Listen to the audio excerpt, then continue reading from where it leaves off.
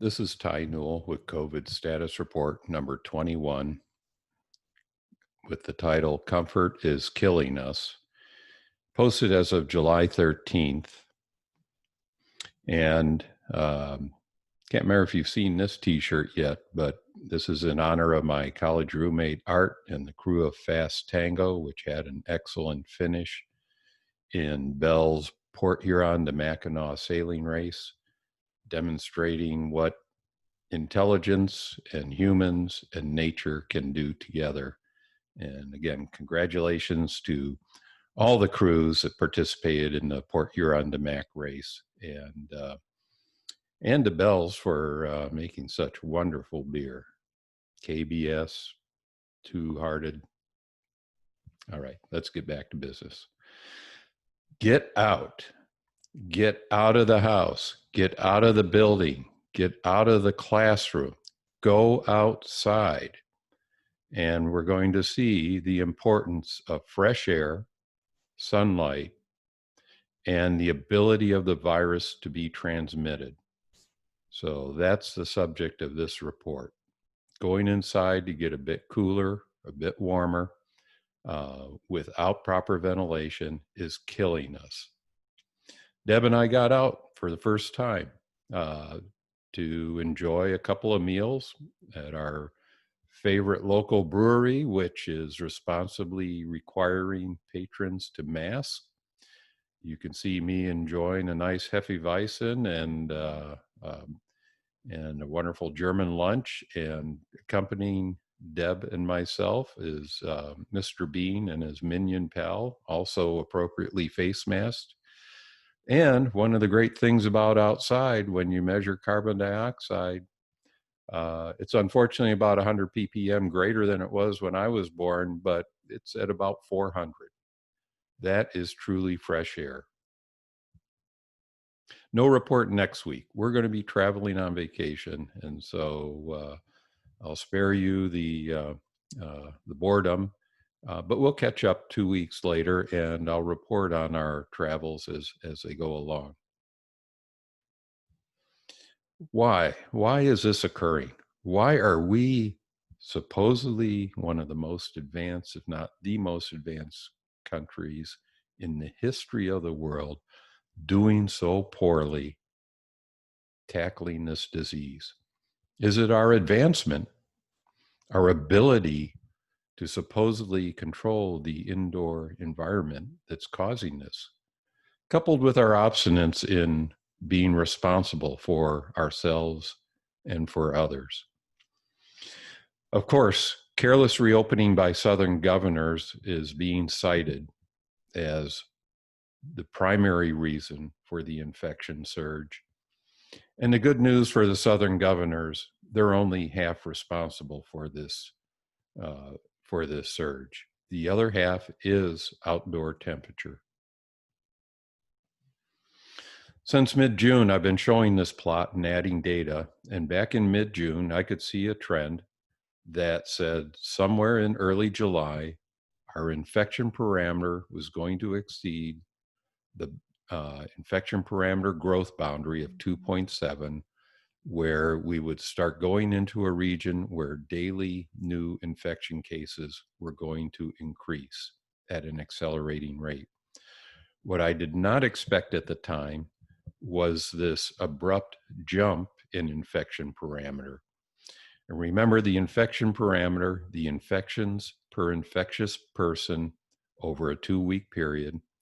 So an infection parameter of 2.7 means that for each infectious person, roughly 2.7 people will be infected over their 2-week infectious period. But also remember that 20 people might be acting responsibly, isolating, face mask wearing, and one person who is not being responsible and gets infected, goes out shopping, infects 8 or 9 others. They go home, they infect 3 or 4 in their homes. And so that one person can be responsible for 50 to 100 or more infections. And when you average it over a largely responsible populace with one jackass. And the T-shirt that I showed from the other day in Spanish basically says, "Don't be a jackass." And that's the message to you unmaskers. But uh, that it takes very few irresponsible people to keep us above this border where infections uncontrollably grow throughout the country. Now, last week, as continued following this, I speculated that the large jump in infection parameter was likely due to summer temperatures driving people indoors. That was unsubstantiated at that time, but today we'll look at that is absolutely true, that outdoor temperature impacts disease transmission, and this is in fact what's happening. And then more importantly, how do we get control of COVID-19 in this situation where outdoor temperatures has driven people inside, where transmission efficiency of COVID-19 has increased? This is, the other plot showing the infection parameter. It's a function of two other parameters, a social distance index. And as I've mentioned, this is publicly available from the University of Maryland's and Maryland Transportation Institute's website. And the social distance index, when it's 0, everybody's perfectly interacting.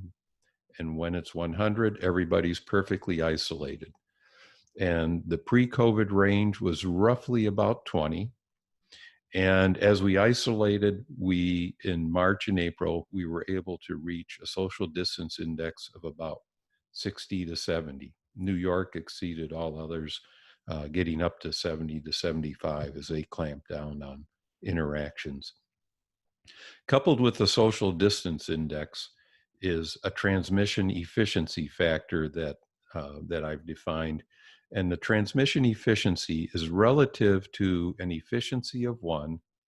And this plot is expanded so much that you don't see that line.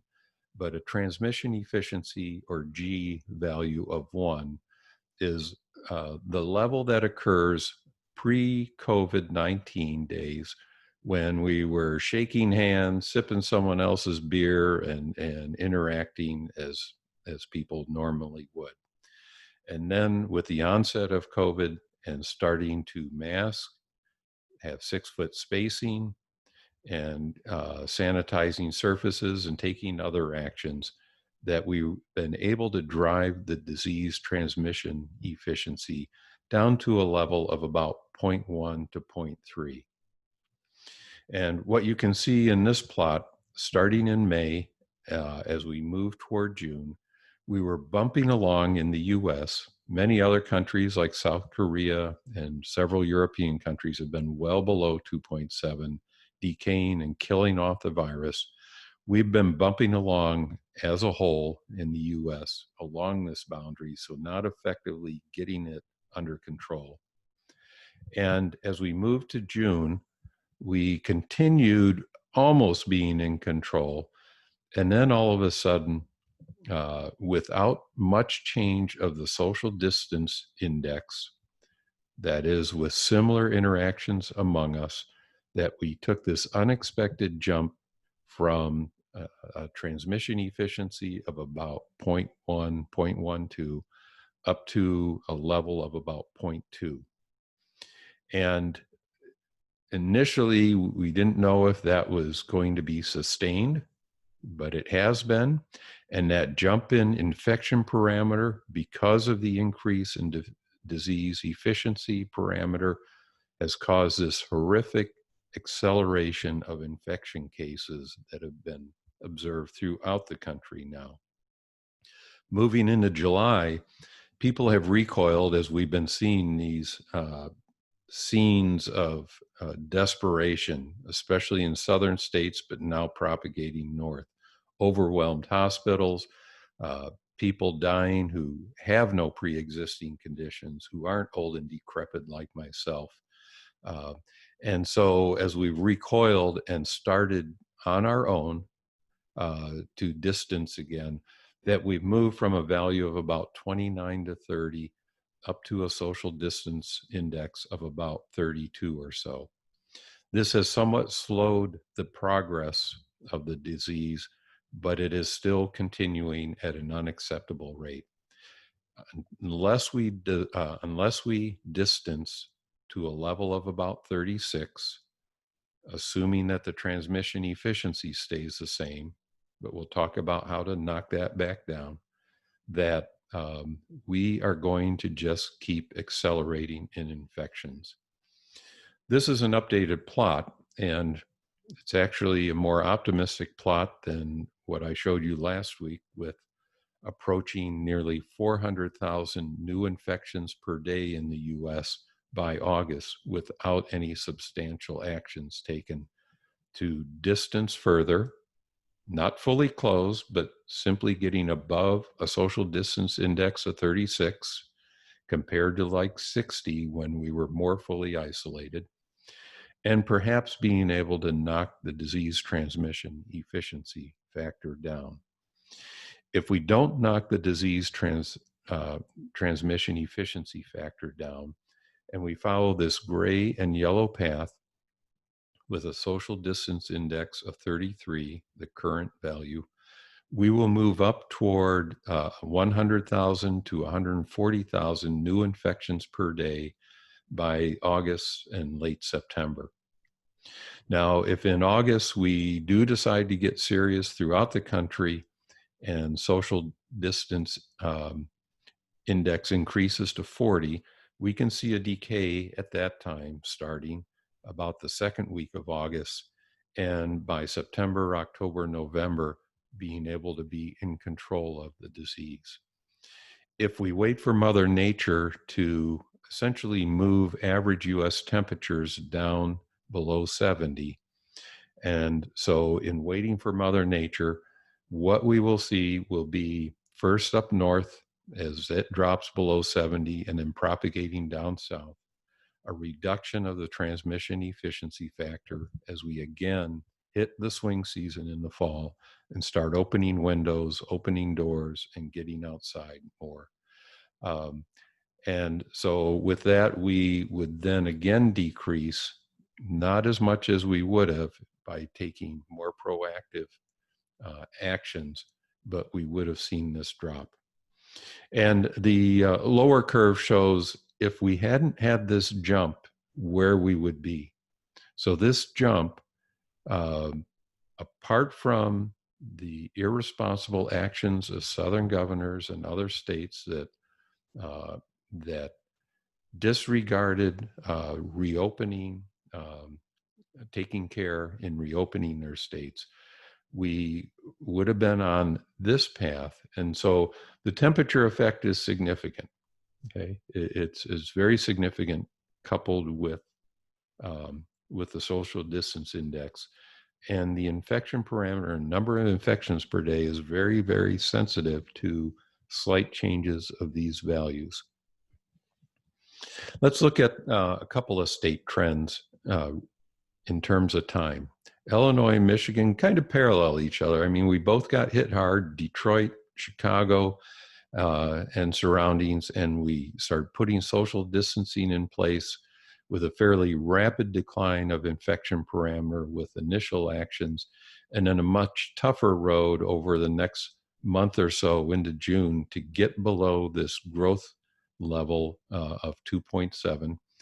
And then moving through June, all of a sudden, this jump in infection parameter, a jump large enough to get us above the growth boundary, where we're now both experiencing accelerated new infections per day. If we look at this plot of infection parameter versus the social distance index and the transmission efficiency parameter, in a similar manner as we did for the US as a whole, we see this very curious trend. And I've put on here March, April, May, June, July. So you see the progression along this path, that we decrease the infection parameter, and then we hit nice spring weather in Illinois, in Michigan. And there's this kind of rapid drop within a 1-2 week period uh, in the transmission efficiency without much change in the social distance index. And then, as there's continued action in the case of Illinois to further restrict and further enhance face masking, but further restrict interactions. And Michigan did a good job getting in control despite someone urging people to resist the governor's guidelines and recommendations in getting below the growth limit.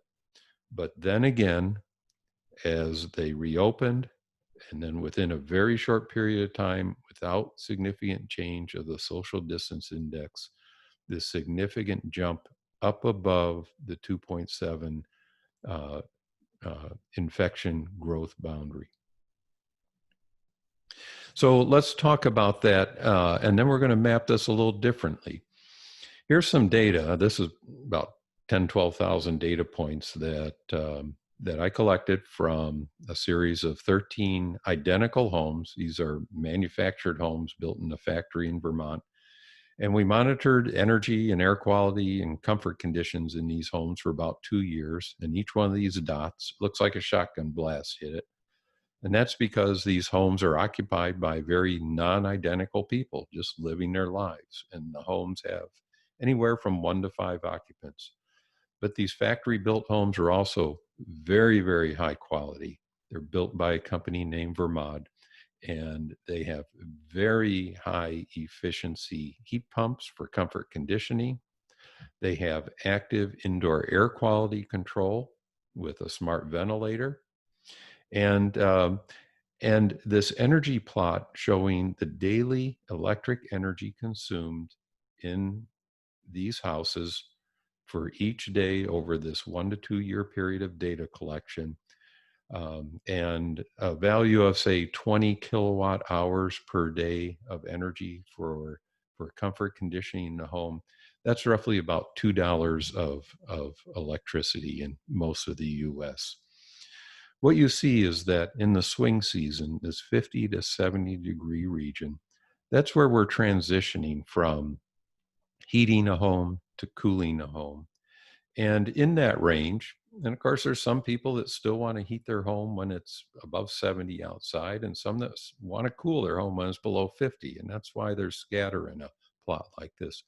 But basically, the heating and cooling system is largely off in most homes during this temperature band of 50 degrees to 70 degrees. That's when people are opening their doors and windows, when they're getting outside more, and enjoying wonderful nature outside. Below 50, homes are heated. Above 70, homes are cooled. Temperature preference in a heated home tends to be about 68 degrees. Temperature preference in a cooled home tends to be about 74 to 76. So we acclimatize and kind of change our preferences. But whether it's a commercial building, a school, or a home, you'll see a similar type of trend of energy with a minimum typically occurring in this 50 to 70 degree range. Now, let's take the infection parameter, and I took historical weather data from the past few months, and then the data has some analysis done to it. The temperatures are average over a moving 14-day window, basically the infectious period of the disease, and it's also displaced by a week. So where I'm plotting the infection parameter, the 14-day average weather window was 1 week before that, and that's to account for the incubation period of the disease. Now, when I plot this for several northern states, and the reason for northern states was both because of the surging infections in the late winter and early spring, and because northern states went through both the lower temperature range into the swing season, 50 to 70 degrees, and now have emerged from that. And when I plot that for Illinois, Michigan, New York, Ohio, Minnesota, and California, even, and California is just so diverse climatically as well as geographically, that we see this same type of feature, that as we came out of winter and ambient temperatures moved above 50 degrees, a sharp drop in the infection parameter occurred. Illinois, which was also struggling in the left-hand plot to gain control, was also seeing reductions in infection parameter from continued efforts to reduce interactions, get face masks worn, and things of that nature. Michigan more directly plummeted as it reached the 50-degree outdoor temperature range and then stayed at a low level. And then in both cases, jumped up as the outdoor temperature started to go above 70, the temperature where most homes begin sealing themselves back up and turning on the air conditioning. And it happens everywhere. New York, Ohio, the same thing. What's ironic about this is that this links the outdoor temperature with the transmission efficiency of COVID-19. In 1918, with the pandemic, summer temperatures drove people outside. They threw open every window, every door. They slept outside, and the disease decayed. They had maximum fresh air, minimum contagion concentration. 2020, an technically advanced country like the US, we go inside as summer temperatures increase above 70, back to the place where the contagion is concentrated. We've, for decades and decades, had inadequately ventilated buildings and homes, and that's what's accelerating the disease. That's what caused the disease transmission efficiency to jump. So we're killing ourselves with comfort. Moving indoors, I showed this plot when I talked about our recommended guidelines. And basically, when you move indoors, when you close the windows, when you close the doors of any building, carbon dioxide is going to increase in concentration, and associated with carbon dioxide increases, because the carbon dioxide comes from our lungs and the contagion comes from our lungs, that we see an elevation of the probability of infection. And the longer you're in an environment with sufficient amount of contagion, the greater the probability that you're going to get sick. So carbon dioxide is your key to knowing if the indoor of any space, a classroom, an office, your home, whether or not it's healthy. Standard ventilation is bad. ASHRAE 62.1 and 62.2. And let me say, ASHRAE, the engineering society that sets these standards, is a wonderful society dedicated to the health and comfort of building inhabitants. But here, it needs to be improved. These are old standards that ventilation are based on, standards that are based on odor, not health, and standards that came out of the 1930s, where they simply put a person in a sealed room, blew some air through it, and asked a group of other people to tell them when it smelled bad. And when only 20% of the populace thinks it smells bad, that's how the standard was developed. But that's not healthy air. You cannot smell healthy air. You cannot smell a virus. You can't smell a cold. You can't smell the flu. You can't smell the SARS-CoV-2 virus. And if you go in a room with standard ventilation standards in practice, you are going to be 90 to 100% assured that if an infected person goes in that room with you, that you're going to come down with that disease. Okay? If you double today's ventilation standards to at least 40 cubic feet per minute of airflow, fresh airflow into the room, which will result in a carbon dioxide concentration of 800 parts per million and an associated decrease of contagion concentration. You will first, in increasing that, hit this yellow line, which shows a drop almost in half of your probability of getting infected. So going from a 90 to 100% probability of being infected down to about 50 by increasing fresh airflow rate. And then if you add a more effective filter, going from the standard MERV 8 that won't catch droplets and virus-laden particulates, and you move that up to at least a MERV 11, but ideally a MERV 13 or 16, you'll further drop below 40% probability of being infected. And if you add ultraviolet germicidal irradiation, a very low wattage bulb, roughly a 16, 18 watt bulb is enough for 200 CFM, which is enough airflow for about 5 people, that you will further drop to a third of the probability of getting infected as you would with today's standard building ventilation practices. It makes a big difference. You must monitor CO2, however, and not take anyone's word, not the CEO of an airline, not the president of a company, and certainly not the facilities operators who are adjusting the fans. Get your own data. It'll cost you 100 to 200 bucks for the instrument. Share it with your coworkers, with other staff members, but read the carbon dioxide to see if they are effectively managing things. So comfort's killing us. Mr. Bean and his minion buddy, showing here basking in nice 400 part per million outdoor fresh air. Indoors, keep it less than 800.